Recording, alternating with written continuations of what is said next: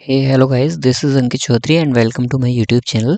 And I want to apologize because I am not able to make the YouTube video continue because I have my duty during the daytime और शाम को evening में थोड़ा सा बच्चों को coaching वोचिंग पढ़ाता हूँ तो कंटिन्यू नहीं हो पाते, कभी कभी गैप हो जाता है 2-4 दिन का। And now today will make a video, okay. और लास्ट टाइम की अगर हम बात करेंगे तो हमने क्या क्या चीज़ें पढ़ी थी।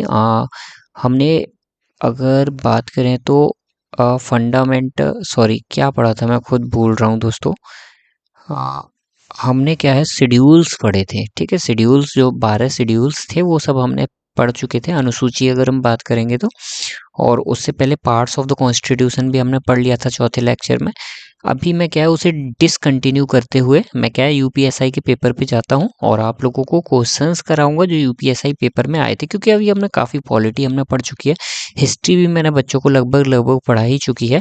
एंड और कुछ बचता नहीं है। ज्योग्राफी सबसे इजी होती है तो हम कंटिन्यू करेंगे यूपीएसआई पेपर्स के साथ साथ जो भी टॉपिक आ जाएगा उसे पैरेलल में उठा लेंगे, ठीक है।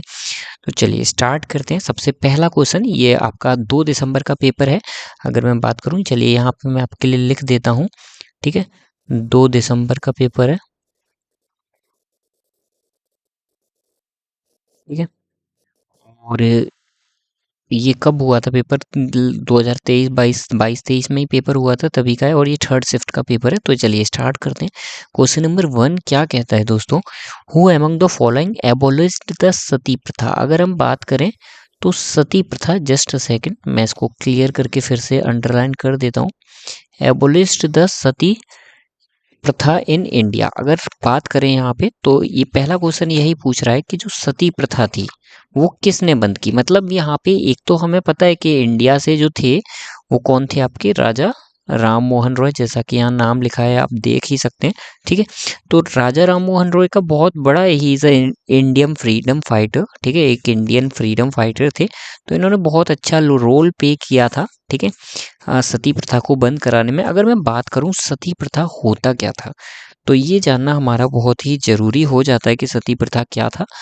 तो सती प्रथा में क्या है, किसी भी लेडी का, अगर मैं बात करूं थोड़ा सा ऊपर लिख देता हूं मैं, तो कोई भी अगर लेडी होती थी, उसका अगर हस्बैंड जो भी है उनकी डेथ हो जाती थी, ठीक है, तो क्या है उस लेडी को जला दिया जाता था। फायर, ठीक है, आग में, फायर बोलते हैं आग को, ठीक है। Throne into the fire, PYRE। तो आग में फेंक दिया जाता था, ठीक है, कि इसका पति मर गया, इसको मार दो। बाद में जाके ये प्रथा क्या है बंद करा दी। अब किसने बंद कराई? वो विलियम बेंटिक ने बंद करा दी, ठीक है। विलियम बेंटिक की अगर बात करेंगे, विलियम बेंटिक कब रहे? तो 1833 से लेके, चलिए मैं यहाँ पर डेट लिख देता हूँ आपके लिए, ईयर। जो विलियम बेंटिक थे वो 1828 से लेके 1833 तक रहे। और फिर ये पहले क्या है, गवर्नर जनरल ऑफ इंडिया बन गए। यानी 1833 में गवर्नर जनरल ऑफ इंडिया बने, 33 से 35 2 साल तक ये गवर्नर जनरल। अगर कहा जाए ये last governor general of Bengal थे, ठीक है। यहाँ पे लिख देता हूँ मैं, आपको क्लियरली समझ आ जाएगा। लॉर्ड विलियम बेंटिक, ठीक है, WILLIAM, लॉर्ड विलियम बेंटिक जो थे, ठीक है, वो क्या थे? Last governor general of Bengal, last governor general GG of Bengal, ठीक है। और अगर मैं बात करूं किसकी, first governor general of India, ये फर्स्ट, बाद में जाके इन्हें ही first governor general of free of India, first governor general of India. क्योंकि 1833 की बात करें हम, कब की? 1833 की।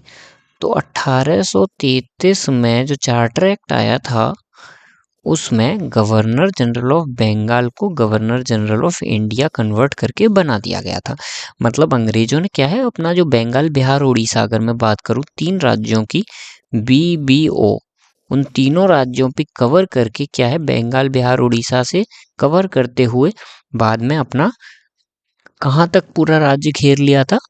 आ, पूरा का पूरा साउथ और पूरा का पूरा नॉर्थ एरिया घेर लिया था अंग्रेजों ने। कैसे घेर लिया था भाई, अगर हम बात करेंगे पीछे जाएंगे थोड़ा तो हम पढ़ेंगे 1799 में क्या है भाई, टीपू सुल्तान की डेथ हो गई भाई, पूरा साउथ का एरिया गया। ठीक है, तो वो सब हम चीज़ें पढ़ेंगे, अभी हिस्ट्री में भी जाएंगे, अभी केवल क्वेश्चंस के बारे में डिस्कशन कर रहे हैं। तो चलते हैं आगे की ओर। तो यहाँ इसका सही आंसर क्या है दोस्तों, इसका सही आंसर है लॉर्ड विलियम बेंटिक। ये अच्छे इंसान थे क्योंकि इन्होंने काफ़ी सारी 3 यूनिवर्सिटी ओपन कराई। इन्होंने एक और अच्छा काम किया था, लॉर्ड विलियम बेंटिक को क्या कहा जाता है कि वेस्टर्न एजुकेशन इन इंडिया ये लेके आए। वेस्टर्न एजुकेशन होती थी WSTERN एजुकेशन इन इंडिया। ठीक है, ये क्या है, वेस्टर्न एजुकेशन लेके आए। वेस्टर्न एजुकेशन क्या, यानी जो पढ़ाई अगर ब्रिटिश लोग अपने बच्चों को कराते थे, ये वही पढ़ाई भारत के लोगों को एजुकेटेड करने के लिए भारत में लेके आए। ठीक है, तो ये भला चाहते थे भारत का, हम यहाँ से जान सकते हैं। सती प्रथा बंद कराई, किस डेट को बंद कराई भाई, 4 दिसंबर 1829 को बंद कराई। ठीक है, हाँ, सती को सुती भी बोला जाता था। Is a practice Hindu communities recently widow women either voluntary or force immolates herself into the husband fire. मतलब उन्हें क्या है, अपने हस्बैंड की आग में, उसी आग में फेंक दिया जाता था। बाय आइदर बाय वॉलेंटरली, या तो उनकी इच्छा से, और बाय फोर्स, या फिर उनके साथ जबरदस्ती करके उन्हें धक्का मार के फेंक दिया जाता था। ठीक है, अब अगर इससे पुरानी बात करें तो वेलेस्ली कौन था, वेलेस्ली। वेलेस्ली की अगर बात करें तो इसने टीपू सुल्तान को मारा था। कब मारा था, 1799 में टीपू सुल्तान के साथ युद्ध हुआ था, तो टीपू सुल्तान की डेथ हो गई थी। ठीक है, इससे पहले अगर हम थर्ड ये कौन सी भाई हुई थी, मायजूर वॉर में हुई थी। और ये कौन सा मायजूर वॉर था, फोर्थ मायजूर वॉर था। ठीक है, चौथे मायजूर वॉर में टीपू सुल्तान की डेथ हो गई थी, जो कि वेलेस्ली के साथ हुआ था। डलहौजी कौन था भाई, हाँ, डलहौजी ने क्या है, विडो रीमैरिज एक्ट पास किया था। हालांकि ये अच्छा इंसान नहीं था, लेकिन इसने ये काम अच्छा किया। इसने क्या किया, विडो रीमैरिज एक्ट पास किया बिल। ठीक है, विडो रीमैरिज एक्ट बिल में क्या था कि जो वुमेन अन मतलब विधवा हो चुकी हैं, उन वो फिर से शादी कर सकती हैं। और क्या किया इसने, डॉक्ट्राइन ऑफ लेप्स किया। ठीक है, डॉक्ट्राइन ऑफ लेप्स में क्या था दोस्तों, डॉक्ट्राइन ऑफ लेप्स में ये था कि अगर कोई राजा है और अगर उसकी संतान नहीं होती, तो उनकी सारी की सारी प्रॉपर्टी जो होगी वो कौन जब्त कर लेगा, वो सरकार जब्त कर लेगी। और सरकार कौन थी, अंग्रेजी सरकार थी। तो ये इन्होंने जो स्टार्ट किया था, इसको एक याद करने का तरीका है कि इन्होंने जस्ट सेकंड, हाँ, अगर हम बात करें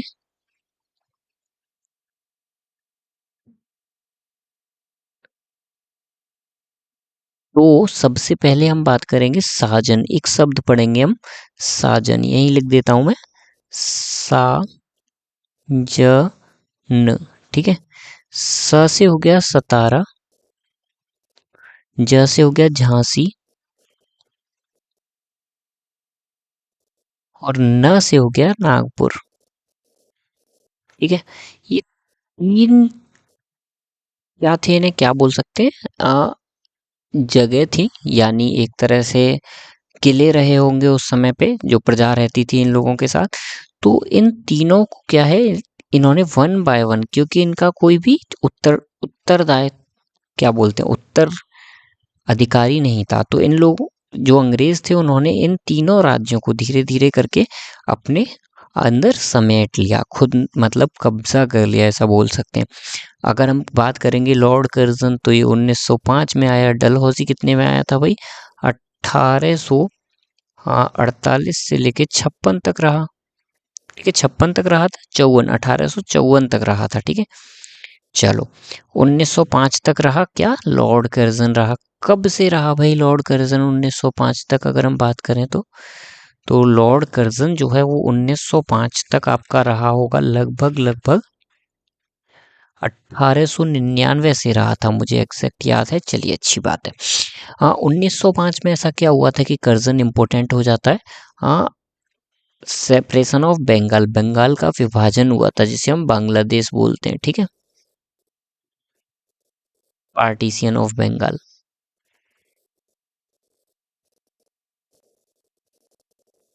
ठीक है। तो ये सब आपकी चीजें इंपॉर्टेंट हो जाती हैं। एक ही क्वेश्चन में मैंने आपको हिस्ट्री भी करा दिया, पॉलिटी भी, बहुत सारा हिस्ट्री का टॉपिक करा दिया, ठीक है। अभी चलते हैं हम सेकंड क्वेश्चन की ओर। Which of the following part of the Indian constitution deal with the all India services. अब हमें पता है कि हमारी ऑल इंडिया सर्विसेज कितनी होती हैं, 3 होती हैं। सबसे पहली चीज कितनी होती हैं, 3 होती हैं। कौन सी होती हैं भाई, हाँ, एक होती है आईएएस, एक होती है IPS, is IFS, Indian foreign service, ठीक है। ये 3 हमारी क्या है, ऑल इंडिया सर्विसेज होती हैं।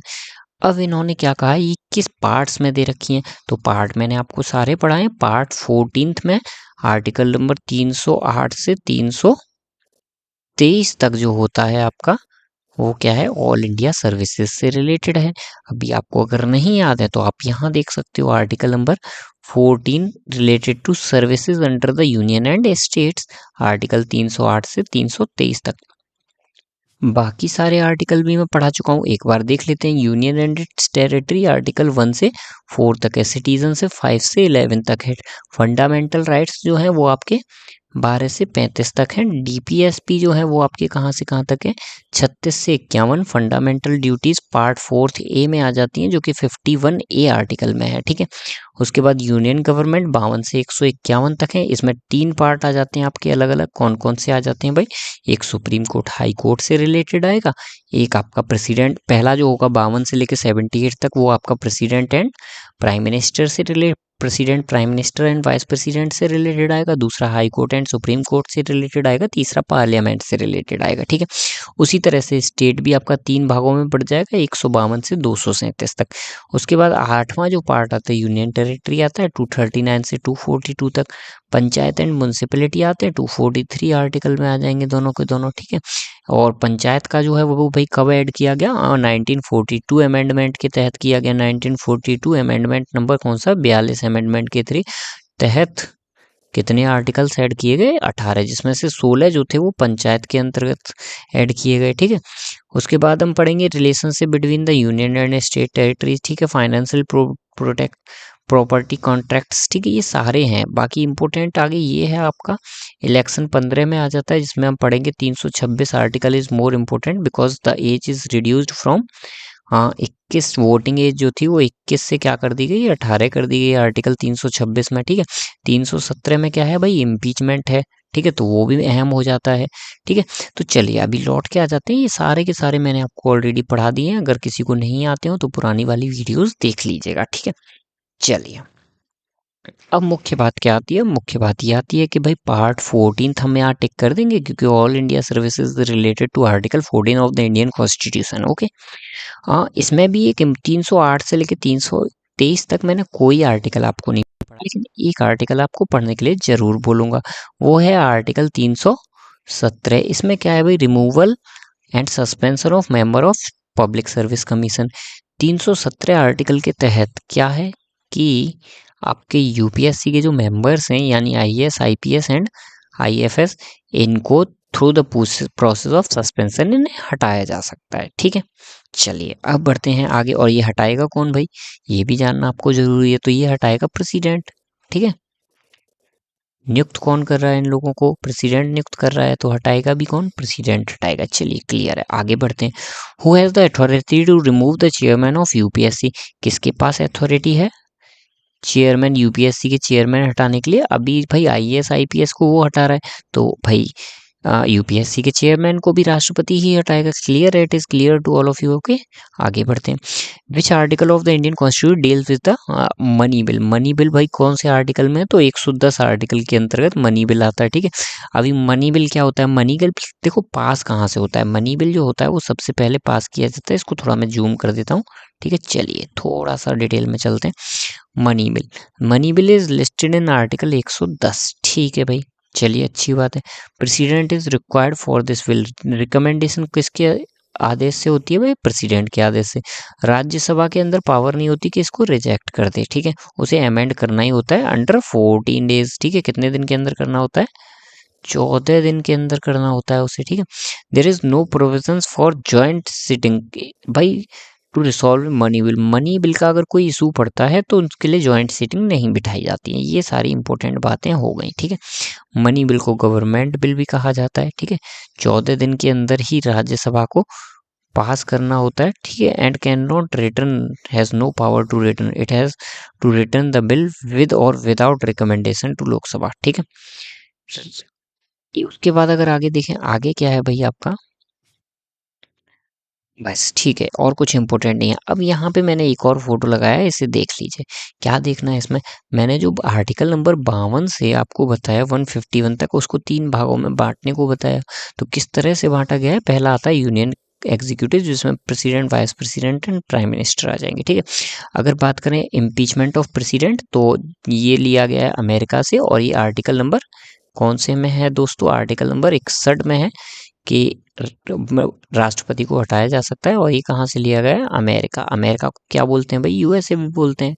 तो शॉर्ट में लिख देते हैं, हम डिटेल में क्यों ही लिखना है, ठीक है। अब अगर सेकंड क्वेश्चन की बात करें, पार्लियामेंट सेकंड नंबर पे आ जाता है 79 से 122 तक, एंड थर्ड नंबर पे जुडिशरी आ जाता है, supreme court and high court. Sorry, high court यहाँ तो आएगा नहीं, हाई कोर्ट तो राज्य में होते हैं, तो हाई कोर्ट आपका चला जाएगा स्टेट्स में।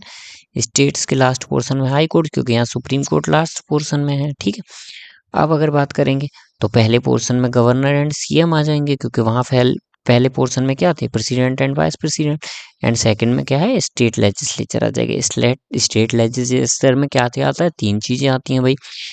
ग्राम स्तर पे ग्राम पंचायत होती है, और शहर में जाओगे तो ब्लॉक होती है, एंड और बड़े स्तर पे जाओगे तो डिस्ट्रिक्ट होता है, ठीक है, डिस्ट्रिक्ट लेवल ऑफ कोर्ट, ठीक है। तो ये सारी चीजें होती हैं। चलिए भाई, अब इसे थोड़ा सा छोटा कर देते हैं और आगे की ओर चलते हैं। How many all India services are there in India, तो भाई कितनी ऑल इंडिया सर्विसेज होती हैं ये सबको पता ही है, अभी मैं ऊपर बता चुका हूँ। There are 3 all India services, जिनका इम्पीचमेंट आर्टिकल नंबर 317 में है। किसका, चेयरमैन का, चेयरमैन ऑफ यूपीएससी। यूपीएससी बोल रहे हो या फिर ऑल इंडिया सर्विसेज बोल लो, एआईएस, ठीक है। और क्या है भाई इसमें, और इम्पीचमेंट करता है कौन है भाई, प्रेसिडेंट करता है, ठीक है। ये भी मैं ऊपर बता चुका हूँ, ये सारी चीजें बता चुका हूँ। चलिए आगे बढ़ते हैं, ठीक है। तो यहाँ पे कुछ दिया हुआ है, आप देख सकते हैं डायग्राम में, ये क्लियरली इसका आंसर 3 है। और यहाँ पे आप डायग्राम क्लियरली देख सकते हो, देखिए मैंने बड़ा अच्छे से एक फोटो काट के लगाया हुआ है कि आईएएस का फुल फॉर्म होता है इंडियन एडमिनिस्ट्रेटिव सर्विसेज, ठीक है। एंड आपका आईपीएस का होता है Indian police service, and IFS का होता है इंडियन फॉरेस्ट सर्विस, ठीक है। फॉरेन सर्विस नहीं होता, फॉरेस्ट सर्विस होता है, याद कर लीजिए। चलिए भाई, अब चलते हैं हम क्वेश्चन नंबर 6 की ओर। क्वेश्चन नंबर 6 क्या कहता है दोस्तों, जानते हैं। Which of the following sector does not fall under the 8 core industries, इनमें से कौन सा 8 core industry does not fall under the 8 core industry. तो 8 कोर इंडस्ट्रीज को याद करने का तरीका क्या होता है, देखो यहाँ पे क्लियरली, यहाँ पे शॉर्ट ट्रिक लिखी हुई है, ट्रिपल सी फंड्स, ठीक है। अब देखो ट्रिपल सी से क्या बनेगा, सी से कोल, क्रूड ऑयल, सीमेंट, एफ से क्या हो जाएगा, फर्टिलाइजर, आर से क्या हो जाएगा, रिफाइनरी, ई से इलेक्ट्रिसिटी, एन से क्या हो जाएगा दोस्तों आपका नेचुरल गैस, एंड एस से हो जाएगा स्टील, ठीक है। अब इन सब नामों को छोड़ के जो नाम हो वो उस पे टिक कर देंगे, क्योंकि नॉट पूछा है, डज नॉट लिखा हुआ है, ठीक है, इसलिए। तो चलो भाई देखते हैं, फर्टिलाइजर है, एफ से आ जाता है fertiliser, natural gas, natural gas एन से आ जाएगी, क्रूड ऑयल सी से आ जाएगा। बचा क्या, कंस्ट्रक्शन नहीं है, तो हम कंस्ट्रक्शन पे टिक कर देंगे, ठीक है। चलिए अब आगे चलते हैं, आगे की ओर बढ़ेंगे। तो आपका नोबल पीस प्राइज आ गया। नोबल पीस प्राइज 2020 का किसे मिला भाई, 2020 का तो हमें नहीं पता है, ठीक है, क्योंकि इतना इम्पोर्टेंट नहीं है, लेकिन याद कर लेते हैं। चलिए अच्छे से रट्टा मार लेंगे, तो ये वर्ल्ड फूड प्रोग्राम को मिला है, विश्व खाद्य कार्यक्रम, ठीक है, इनको मिला है। लेकिन अगर कोई पूछता है कि भाई इससे पहले भाई भारत के कौन कौन लोग थे जिनको नोबल पुरस्कार मिला, तो भाई इस फिगर को मैं कहूंगा कि बड़ा कर लीजिए। चलिए, पहले व्यक्ति थे, जस्ट अ सेकंड, इसको पूरे को बड़ा कर लेते हैं। पहले व्यक्ति थे 1913 में, जो रविंद्रनाथ टैगोर जी को मिला, ठीक है। अब याद कैसे करना है, गांधी जी 1915 में भारत आए थे, तो भारत आने से पहले इन्हें मिल चुका था, ठीक है। क्या मिल चुका था? Nobel peace prize. ठीक है, नोबल प्राइज पीस का नहीं मिला था। आगे सीवी रमन को फिजिक्स के लिए मिला था, इन्हें नोबल लिटरेचर प्राइज मिला था, इन्हें फिजिक्स में मिला था। नोबल प्राइज पीस में मिलता है, साइंस के उसमें मिलता है, एंड आप कोई लिटरेचर के फील्ड में भी दिया जाता है। ठीक है, चलिए आगे। उसके बाद मदर टेरेसा को 1979 में पीस के लिए मिला था। ठीक है, उसके बाद और कौन इम्पोर्टेंट हो जाते हैं भाई? और बहुत सारे लोगों को मिला, लेकिन ये लोग इतने इम्पोर्टेंट नहीं रहते हैं। फिर भी याद कर लीजिए, इनके नाम सबके याद करना आप लोगों को आवश्यक है। ठीक है, चलिए जो इम्पोर्टेंट थे मैंने बता दिए। ये अभी रिसेंटली के क्या है, अभिजीत बैनर्जी, इनका नाम याद कर लीजिएगा, इन्हें 2019 में इकोनॉमिक्स में मिला था। ठीक है, उसके बाद अगर मैं बात करूंगा वर्ल्ड फूड और प्रोग्राम को 2020 में मिला हुआ है। ठीक है, चलिए आगे बढ़ते हैं। Which constitutional amendment reduce the voting age from 21 to 18? कौन से अमेंडमेंट के तहत? 61वें अमेंडमेंट के तहत भाई। 61वां अमेंडमेंट कब हुआ था? 1988 में हुआ था भाई। ये देखो यहाँ लिखा हुआ है, 61st amendment act constitution of India, the constitution 98 lower the voting age of elections from 21 to 18। ठीक है, तो वोटर की जो आयु है वो 21 से 18 कर दी गई थी। ठीक है, लोकसभा के लिए। ठीक है, और असेंबली इलेक्शंस के लिए कब कर दी गई? 61वें अमेंडमेंट में कर दी गई। ठीक है, अब अगर बात करते हैं और थोड़ा सा डिटेल में जाते हैं, ये यहाँ पे फिगर देख ले रहे हैं, और भी अमेंडमेंट हुए हैं जो काफ़ी इंपॉर्टेंट हैं, जो हमें याद करने चाहिए। ठीक है, तो सबसे पहले आपका जो नॉर्मल लैंड रिफॉर्म्स आता है, ठीक है, वो अमेंडमेंट कब हुआ? जो कि आपका एक क्या है दोस्तों, जो आपका एक क्या हो जाता है, 9वां शेड्यूल है, यानी अनुसूची है। ठीक है, तो वो आपकी 1951 में ऐड हुई। ठीक है, उसके बाद अगर मैं बात करूँगा, उसके बाद चलते हैं 42वें अमेंडमेंट पे। इसमें टोटल के टोटल इसे मिनी कॉन्स्टिट्यूशन भी कहा जाता है, और इसमें टोटल लगभग कितने 18 आर्टिकल्स ऐड किए गए। 1976 में ये हुआ। 44th अमेंडमेंट जो है वो आपका 1978 हुआ, और इसमें क्या है भाई, इसमें भी काफ़ी इंपॉर्टेंट चीज़ है। इसके अतिरिक्त एक वर्ड है हमारी इमरजेंसी में, दो शब्द हैं, उन्हें बदल दिया गया। ठीक है, आर्म्ड रिवेलियन वर्ड एक ऐड कर दिया गया, किसमें? 78 में, आर्म्ड रिवेलियन, इमरजेंसी के समय। ठीक है, वो मैं यहाँ पे लिख दे रहा हूँ आप लोगों के लिए। उसके बाद 61 अमेंडमेंट, ये तो अभी हम पढ़ के ही आए हैं भाई, 1988 में हुआ था। उसके बाद 73 अमेंडमेंट जो 1992 में हुआ, इसमें पंचायत के लिए भी हुआ, और 74 इसी का जो भाई है वो भी हुआ। 74 अमेंडमेंट वो म्यूनसिपैलिटीज के लिए हुआ। ठीक है, उसके बाद 86 अमेंडमेंट 2002 में हुआ, that education is important for children of 6 to 14 year of age, जो कि 21 ए आर्टिकल बना दिया गया। 21 आर्टिकल की अगर बात करें तो वो क्या है भाई, पर्सनल लाइफ एंड लिबर्टी से रिलेटेड है। ठीक है, एंड 101 अमेंडमेंट क्या है भाई, जीएसटी से रिलेटेड है। सरकार ने टैक्स लगा दिया 2016 में हर चीज़ पे। ठीक है, इससे पहले टैक्स नहीं देना पड़ता था हमें हर चीज़ पे। ठीक है, चलिए, तो इतना सब जानने के बाद अभी हम बढ़ते हैं आगे की ओर, इसको कर देते हैं छोटा थोड़ा सा। चलिए, investing India nodal agency to promote investment setup under which ministry? Investment से रिलेटेड चीज किस इन्वेस्ट मिनिस्ट्री में आती है? तो वो ministry of commerce and industry हो गया। ठीक है, कॉमर्स से रिलेटेड हो गया। आगे बढ़ते हैं भाई, आगे क्या है? सोशलिस्ट जो टर्म था वो कब ऐड किया गया, किसमें? Preamble, Indian preamble of the constitution, जिसे हम बोलते हैं समाजवादी। ठीक है, तो ये ऐड किया गया 1900, हाँ, 42वें अमेंडमेंट के तहत किया गया 1976, 1976। ठीक है, यहाँ देखो, यहाँ लिखा होगा कहीं 1942 अमेंडमेंट 1976। अब बात ये आती है कि 1976 में किसकी सरकार थी, तो इसके बारे में मैं आपको बता देता हूँ। 1966 से लेकर 1977 तक जो थी वो सरकार किसकी थी? इंदिरा गांधी जी की सरकार थी।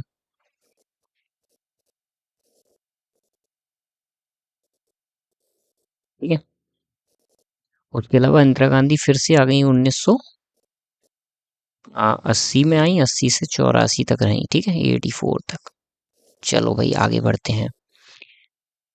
आगे क्या है दोस्तों आपका, यहाँ पे कुछ टर्म लिखा हुआ है, 3 वर्ड्स ऐड हुए थे, जिसमें सोशल वर्ड एक था, ठीक है। सामाजिक यहाँ पे लिखा हुआ है, इधर आप देख सकते हैं, समाजवादी, ठीक है। Socialist, secular and integrity, 3 word add हुए थे 42वें अमेंडमेंट के तहत, ठीक है, इंदिरा गांधी के समय, ठीक है। और क्या है भाई, इसे मिनी कॉन्स्टिट्यूशन भी कहा जाता है। प्रेमबल, 3 वर्ड्स, ठीक है। और legislature life of Lok Sabha state 5 to 6 year.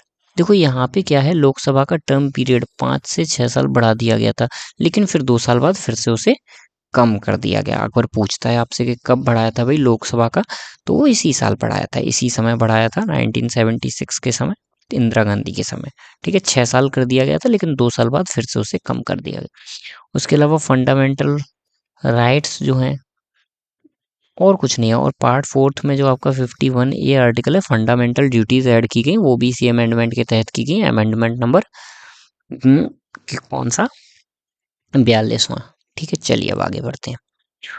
Who among the following was the founder of Aligarh Muslim University? Sir Syed Ahmed Khan. इनका नाम याद कर लेना, इंपॉर्टेंट हो जाता है आपके लिए, ठीक है। चलिए अब बढ़ते हैं हम आगे की ओर। इन्होंने अलीगढ़ मुस्लिम यूनिवर्सिटी जो है, अलीगढ़ मूवमेंट और इसका क्या है, फाउंड किया है इन्होंने। आगे क्या है भाई, farm act, maximum period of farm agreement, farm agreement का मैक्सिमम टाइम पीरियड क्या है, तो अगर देखा जाए तो इसका मैक्सिमम टाइम पीरियड है आपका 5 साल, ठीक है। जैसे आपका लोकसभा का होता है, राज्यसभा का 6 साल होता है, ठीक है। वैसे ही आप याद, नीति आयोग जो होता है उसका 5 साल का होता है, ऐसे आप याद कर सकते हो, ठीक है। आगे the supreme court of India decriminalised adultery.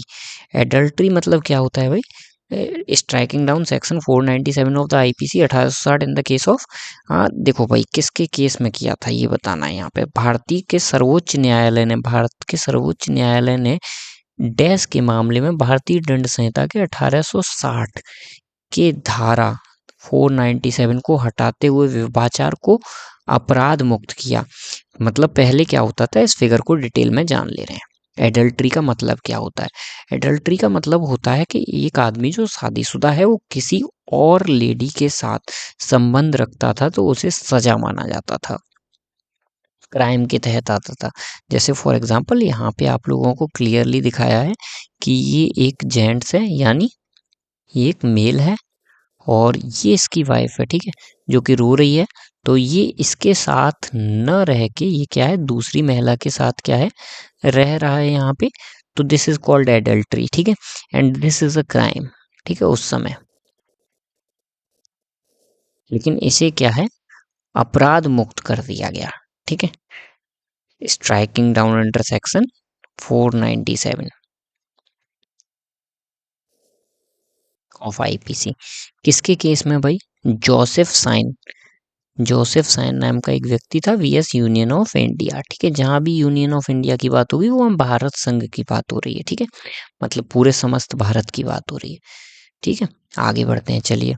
हाँ, the absolute liability of a person not includes compensation to the victim. केवल कॉम्पेंसेशन ही नहीं देता विक्टिम्स को, but also the cost of restoring the environmental degradation.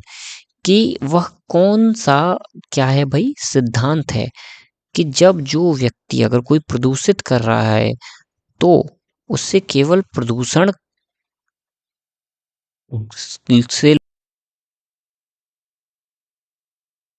ही नहीं, बल्कि जो उसने क्षति पहुंचाई है उसका पैसा भी लिया जाएगा एनवायरनमेंट को सही करने के लिए।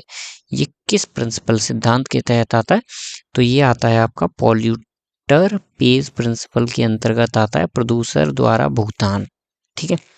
चलिए भाई आगे चलते हैं, आगे क्या है, ये भाई रवि एंड खारिफ क्रॉप्स का क्वेश्चन आपका आ गया है, ठीक है।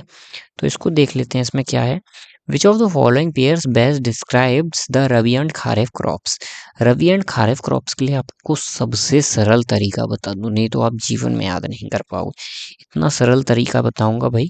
हाँ, पीजी में, पीजी क्लास होती है, स्कूल में जाते हो सबसे छोटी क्लास पीजी होती है, पीजी क्लास में बच्चे ने बीएमडब्ल्यू देखी, ठीक है, पीजी क्लास में बच्चे ने बीएमडब्ल्यू देखी। अभी यहीं इसको खोल लेते हैं, पी से क्या हो जाएगा आपका, पी से हो जाएगा ई से हो जाएगा आपका पीस, जी से हो जाएगा ग्राम, बी से हो जाएगा बार्ले, एम से हो जाएगा क्या, मस्टर्ड, डब्लू से क्या हो जाएगा, वीट। ये सारे के सारे आपके रबी क्रॉप्स हैं, ठीक है। और इनको छोड़ के जो भी क्रॉप्स हैं वो सारी की सारी आपकी खारिफ क्रॉप्स में आ जाएंगी, ये रवि क्रॉप्स हैं। बस इससे याद कर लीजिए, ठीक है। रवि ने पीजी क्लास में BMW ली, ऐसे करके बना लीजिए, ऐसे और ज़्यादा इजी हो जाएगा। रवि ने को हिंदी में लिख देते हैं यहाँ पे, ने पीजी क्लास में BMW देखी, ठीक है। ऐसे करके आप इसे याद कर सकते हो इन इजी वे, ठीक है। चलिए अब आगे चलते हैं। आगे क्या है, which of the following article of the Indian constitution deal with the annual finance statement, statement, चलिए ठीक है। एनुअल फाइनेंस स्टेटमेंट किसके लिए दिया जाएगा भाई, स्टेट लेजिस्लेचर के लिए, राज्य के लिए दिया जाएगा। अब बात यह राज्य की बात हो रही है तो भाई स्टेट में चले जाएंगे। स्टेट के कितने, 152 से 212 तक पढ़ा था हमने, 212 तक था, 238 तक था, 152 से 238 तक था। तो 212 202 आर्टिकल में क्या आता है भाई, कि एनुअल बजट पास होता है। किस चीज का, एनुअल फाइनेंशियल स्टेटमेंट फॉर राज्यों के लिए पास होता है, ठीक है। Article 202 of the Indian constitution deal with the annual financial state of the state legislature, the governor said in respect with the every financial year cause to let the before the houses and the legislature of the state, ठीक है। तो इसमें ऐसा कुछ खास नहीं है, simple सा है कि एनुअल फाइनेंस स्टेटमेंट दिया जाता है, जो भी वहां पे कार्य करना होता है उन लोगों को उसका। लार्जेस्ट ग्लैंड तो लिवर होता है, सबको पता है, क्लास 6-7 से पढ़ाया जाता है, तो इसमें कोई ऐसी दिक्कत वाली बात नहीं है, ठीक है। आगे बढ़ते हैं भाई। In just a second, sorry, हाँ, in which case did supreme court rule the protection under article is किस is available only against the arbitrary executive actions and not from the arbitrary legislative action. किस मामले में सर्वोच्च न्यायालय ने इस यह निर्णय दिया कि अनुच्छेद 21 जो है के तहत संरक्षण केवल स्वेच्छित कार्यकारी कार्रवाई के विरुद्ध उपलब्ध है, न कि स्वेच्छित वैधानिक कार्रवाई के विरुद्ध, ठीक है। यहाँ पे क्या बताने की कोशिश कर रहा है ये, कि स्वैच्छिक कार्यकारी कार्रवाई के लिए है, लेकिन वैधानिक कार्रवाई के लिए नहीं है। किसके केस में भाई, AK गोपालन केस में, ठीक है। इसको थोड़ा सा याद कर लेना। आगे बढ़ते हैं भाई। Presently who owns WhatsApp, WhatsApp is a part of Facebook, ठीक है। And who is the founder of Facebook, Facebook के फाउंडर हैं मार्क जगनबर्ग, ठीक है। हर कोई व्यक्ति नाम जानता है उनका, ठीक है। उसके बाद अगर हम आगे बढ़े, स्नैपचैट, स्नैप इंक्लाइन, लिंक्डइन जो है माइक्रोसॉफ्ट, ट्विटर जो है आपका ट्विटर का ही है, ठीक है। चलिए आगे बढ़ते हैं। Who is the chairman of NITI Aayog, अगर मैं नीति आयोग की बात करूं तो इसे शॉर्ट फॉर्म में क्या बोलते हैं, इधर लिखा हुआ है देखो, नीति आयोग, ठीक है। इसका 2015 में नाम बदल दिया गया। इससे पहले नाम क्या होता था भाई, इससे पहले इसका नाम होता था प्लानिंग कमीशन,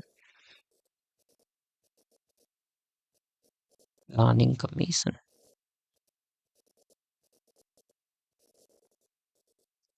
ठीक है। प्लानिंग कमीशन के नाम से जाना जाता था इससे पहले ये, लेकिन 2015 में प्लानिंग कमीशन का नाम बदल के क्या रख दिया गया भाई, हाँ 1 जनवरी को हुआ था, क्या मैं बोल रहा हूँ, हाँ 1 जनवरी को हुआ था, वेरी गुड, ठीक है। Replaced by NITI Aayog. और इसके चेयरमैन कौन होते हैं, प्रेसिडेंट इज द चेयरमैन, तो प्रेसिडेंट पे, sorry, prime minister is the chairman, prime minister पे टिक कर देंगे, ठीक है। ये मैं 2014 में तैयारी करता था, तभी मैंने पढ़ा था, मेरे समय में ही ये बदला गया था, तो मुझे बहुत अच्छे से याद है। Who invented computer mouse, computer mouse की खोज किसने की, एल्बर्ट ने, ठीक है, एंगलबर्ट ने, ठीक है, डॉगलस एंगलबर्ट। टिम बेनर्स ली ने क्या किया, WWW वर्ल्ड वाइड वेब की खोज की। सैम्यूर क्रे ने सुपर कंप्यूटर की। ये सैम्यूर क्रे की यहाँ फोटो लगा रखी है, देख लीजिएगा। चार्ल्स बेबेज ने भाई हाँ क्या है, कंप्यूटर की खोज की थी। Charles Babbage father of computer कहा जाता है, ठीक है। Father of computer. आगे बढ़ते हैं। टाइम बहुत हो चुका है दोस्तों, रात के लगभग आई थिंक 12 बज चुके हैं और चलो 20 क्वेश्चन हो चुके हैं, 20 और करेंगे, खत्म करके ही सोएंगे हम लोग, ऐसी कोई दिक्कत वाली बात नहीं है। विच ऑफ द फॉलोइंग जजेस pioneered the public interest litigation in India? निम्नलिखित में से किस न्यायाधीश ने जनहित याचिका का मार्ग प्रशस्त किया? तो भाई वो थे आपके, कौन थे? V.R. कृष्ण अय्यर। ठीक है, इनका नाम याद रख लेना, इंपॉर्टेंट हो जाता है, ये बहुत महत्वपूर्ण हो जाता है। ठीक है, जनहित याचिका। वेल्स की अगर मैं बात करूंगा, देखो ये भाई इसमें ज्यादा डीप जाओगे ना तो काफी घूम जाओगे, बस सिंपल सा याद करो। याद करने का देखो तरीका मैं आपको बताता हूँ। नॉर्थ अमेरिका में है ये वेल्स, कहाँ पे? चलो हम बताएंगे। नॉर्थ अमेरिका में है पंपस, PMPS। साउथ अमेरिका में है आपकी एरीज। ठीक है, अब अगर हम बात करेंगे एशिया में है आपकी क्या? स्टिपीज। ठीक है, ऑस्ट्रेलिया में है आपकी क्या?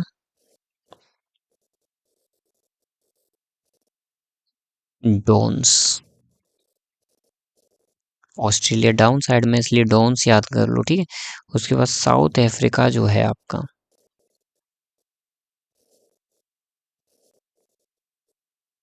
वहां पे है आपकी वेल्स। ठीक है, तो वेल्स कहाँ पे है आपकी? South Africa. ऑस्ट्रेलिया में क्या है? डाउन्स। इंडिया में क्या है? स्टिपीज। श्रीलंका में भी स्टिपीज हो जाएगा क्योंकि is a part of Asia. ठीक है, चलिए अब आगे बढ़ते हैं। By which amendment the right to property is a fundamental right was removed? किस अमेंडमेंट के तहत से रिमूव किया गया था? तो 44वें अमेंडमेंट के तहत किया गया था इसे। ठीक है, 44वें अमेंडमेंट के तहत। और क्या बताया था मैंने अभी ऊपर? ऊपर मैंने एक चीज और बताई थी, आर्म्ड रिवेलियन एक वर्ड है।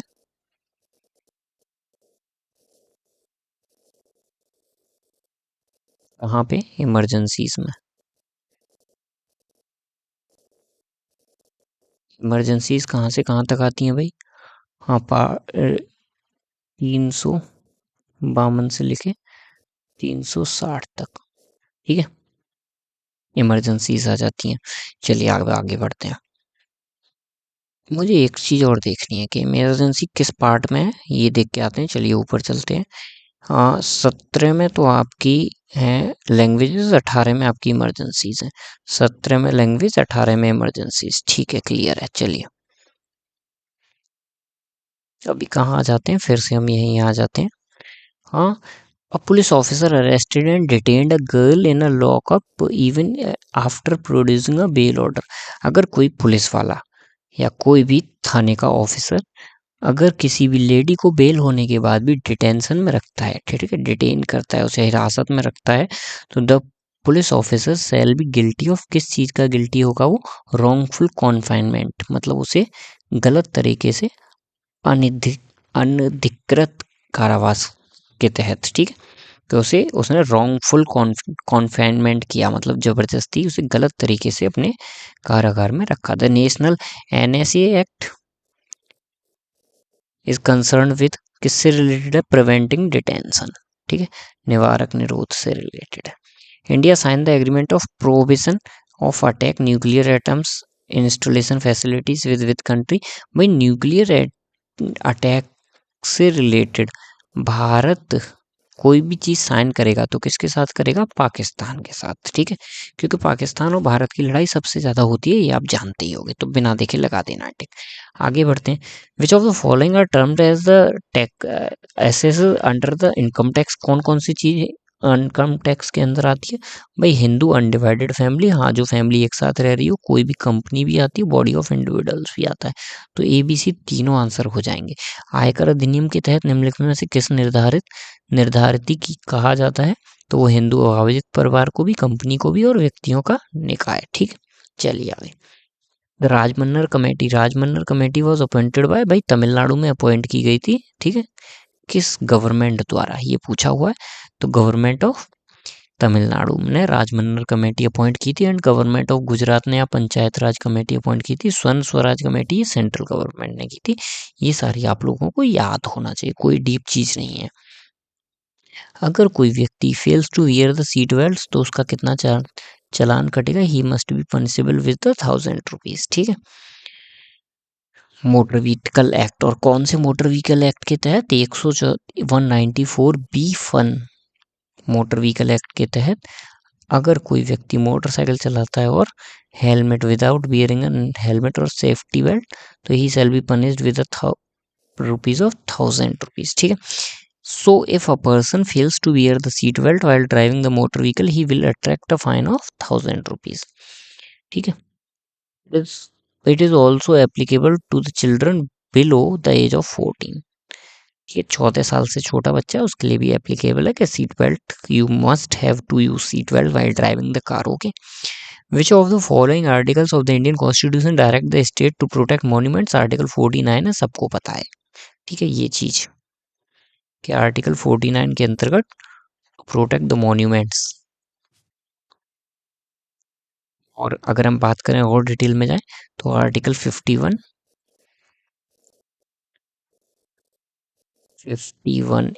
ए में अगर चला जाए तो जिसमें हमारी क्या है, फंडामेंटल ड्यूटीज हैं, उसके साथ में पार्ट में जी में प्रोटेक्शन ऑफ वाइल्ड लाइफ। ठीक है। चलिए अच्छी बात है, यहाँ दिया भी हुआ है।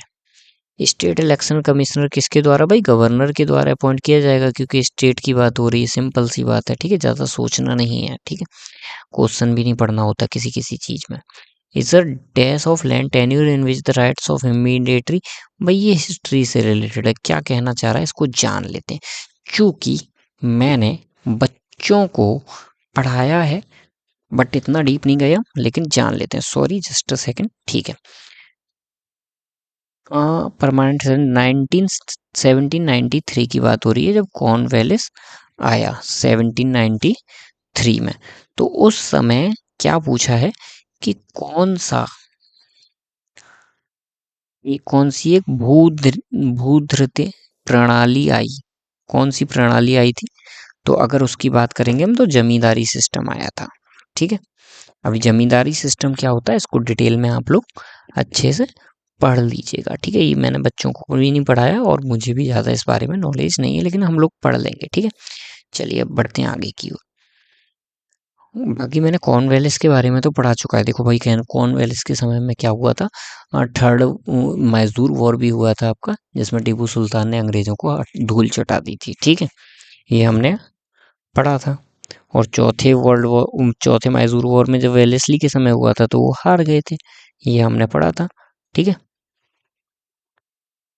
तीसरे में भी सॉरी टीपू सुल्तान हार गया था, Tipu Sultan lost third Mysore war में। थर्ड मैसूर वॉर की बात करूं तो टीपू सुल्तान हार गया था लेकिन बच के निकल गया था। और इसमें कौन सा हुआ था भाई? Treaty of Srirangapatna. Treaty of Srirangapatna.